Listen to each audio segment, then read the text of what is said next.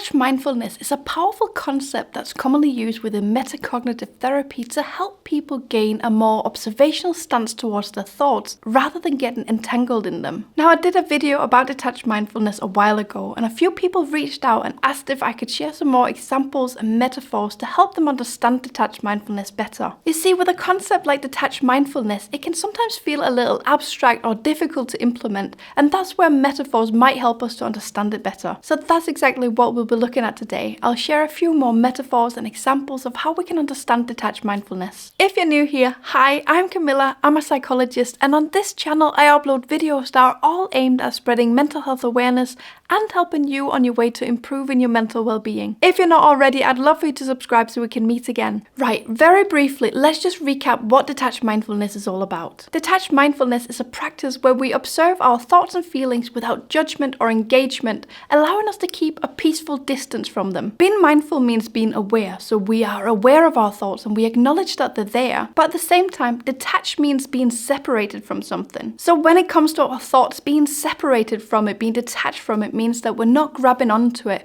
we're not answering it, and we're not trying to push it away or avoid it. So essentially, detached mindfulness means being aware of the thought, but deciding to do nothing with it. In detached mindfulness, we observe our thoughts, feelings, and bodily sensations without getting caught up in them or feeling like we need to act on them. It's about noticing these internal experiences without passing judgment and assigning labels to them, like good or bad. So basically, in detached mindfulness, we coexist with our thoughts, just like we would coexist with a background noise. We know and acknowledge that the thoughts are there, but we decide whether we want to engage with them. Adrian Wells, who's the founder of Metacognitive Therapy, wisely said that thoughts don't matter, but your response to them does. If you want to know more about detached mindfulness, I'll make sure to link a video in the end card where I talk more in detail about the concept. Now, there's a really important difference to be aware of between choosing to leave a thought alone, like we do in detached mindfulness, and suppressing or avoiding the thought like we see as an unhelpful coping strategy that will only make the thought worse. This is where the beach ball metaphor can be helpful. Have you ever tried forcefully holding a beach ball down under the surface of the water? First off, it's a bit of a struggle to hold it under, right? And what happens the moment you let go of the ball? As soon as you let go of the ball, it'll bounce straight back to the surface. Maybe even with a force that'll make it leap out of the water. The exact same thing is true for our thoughts. When we fight and struggle to suppress or avoid a thought, it takes a lot of energy and attention while we're doing it. And you can guarantee that the thought pops straight back up the moment you stop actively trying to suppress or avoid it. So in detached mindfulness, we let the beach ball be. We let it float on the surface of the water, simply observing it, allowing it to flow wherever it will. It may drift away and it may not. But importantly, while the ball is doing its own thing, we can choose to shift our attention onto something else. We can choose to look up at the horizon, or we can choose to notice what else is going on around us. The beach ball is still there, but we're not focusing on it. We're not letting it hijack our attention and steal our energy. I hope you see how this is the same with our thoughts. By simply letting them be, not engaging with them, not interfering with them, we can focus our attention on other things. We reduce the impact of the thoughts and don't let them get in the way of doing other things that we want to do in life. And that's the whole essence of coexisting with our thoughts. So detached mindfulness is not even really a tool. It's more accurate to describe it as a mind strategy that's the opposite of worry, rumination, and thought control. You see, the nature of thoughts is that they come and they go.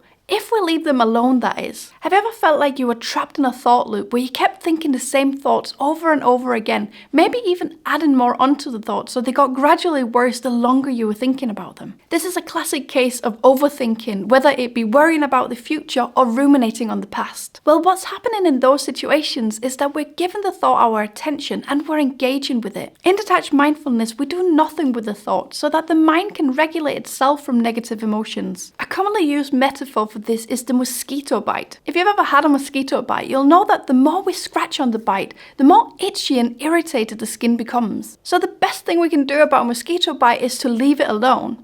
The same is true for our thoughts. It's really difficult to resist the urge to scratch on a mosquito bite when it's itchy, just like it's really difficult to not engage with our thoughts. But just like with mosquito bites, we can minimize the impact of the thoughts by not interfering with it. When you're practicing detached mindfulness correctly, you feel like you're not really doing much, you're not spending much mental effort. In fact, if you feel slightly lazy, you're probably doing it right. Let's have a look at another metaphor we can use to understand this non-engagement with our thoughts. Imagine that you're sitting beside a gently flowing stream. On the surface of the stream, there are leaves that float by naturally with the current. Each leaf represents a thought, feeling, or sensation that you may experience. As you observe the stream, you notice leaves coming into your field of vision, floating by, and then continuing downstream until they're out of sight. Some leaves might move quickly while others drift slowly. There might be leaves that get stuck momentarily before the water eventually carries them away. So there are three important things that apply to these leaves in the stream, or our thoughts as it were. The first one is observation without engagement. You're encouraged to notice each thought, each leaf as it floats by, acknowledging its presence without attempting to change its course, speed, or nature. Just as you wouldn't try to alter the path of a leaf floating by, you don't try to modify your thoughts. The second important thing to notice is the acceptance of transience. This exercise highlights the passing nature of thoughts. They come into our awareness, appear upstream,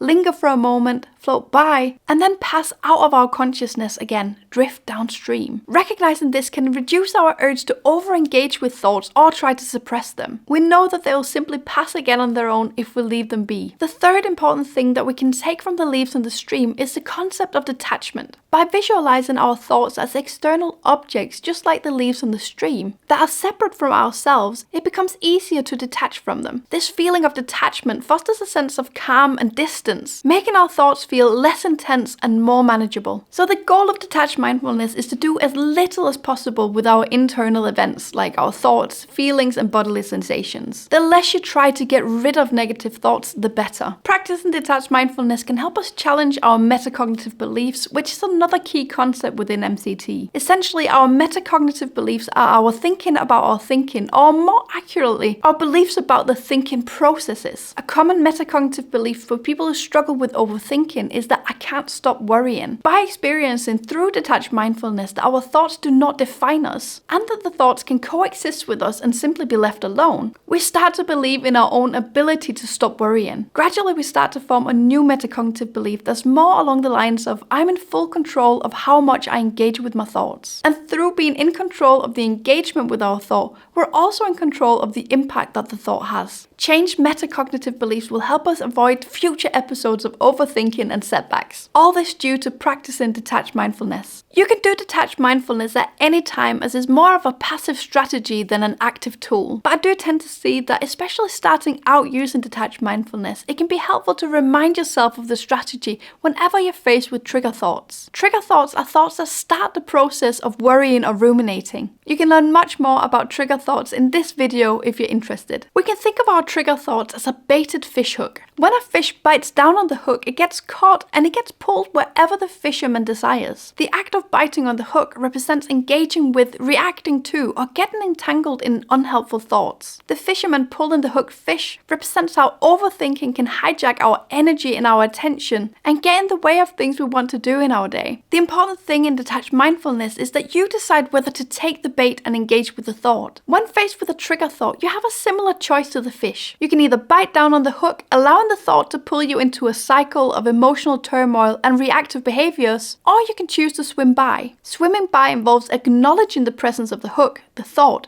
without getting caught by it, maintaining your direction towards what's important and valuable in your life. So whenever you realize that you've been triggered to overthink, you can try to follow these steps. The first one is to acknowledge the trigger thought. You notice the hook. So you recognize when a trigger thought arises and you simply label it trigger thought without judging it or yourself for having it. Being aware of its presence is the first step to choosing to not bite. The second step is to take a step back from the thought. You swim away from the hook. Then you can proceed to observe the thought without engagement. You can try to visualize the thought as the baited fish hook or as leaves on a stream like we talked about earlier. Observe it as it is without trying to change it or engage with it. So you acknowledge its presence, but you remind yourself that you don't need to act on it. And finally, you refocus your attention on the present. Gently shift your focus back onto whatever you were doing before the trigger thought popped into your head. Engaging with your senses, so noticing what you can see, feel, and hear, can help anchor you in the now and away from the trigger thought. The difference here between suppressing or avoiding the thought and practicing detached mindfulness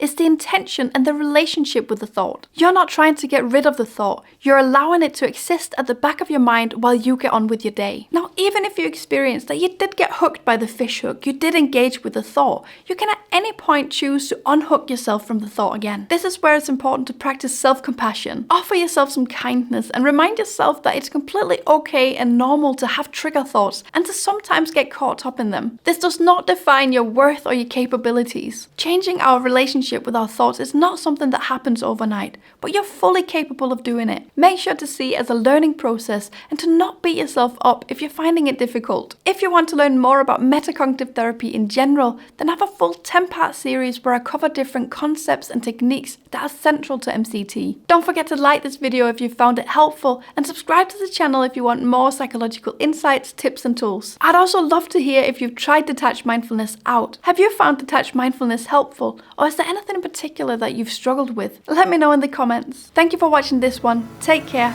and bye for now.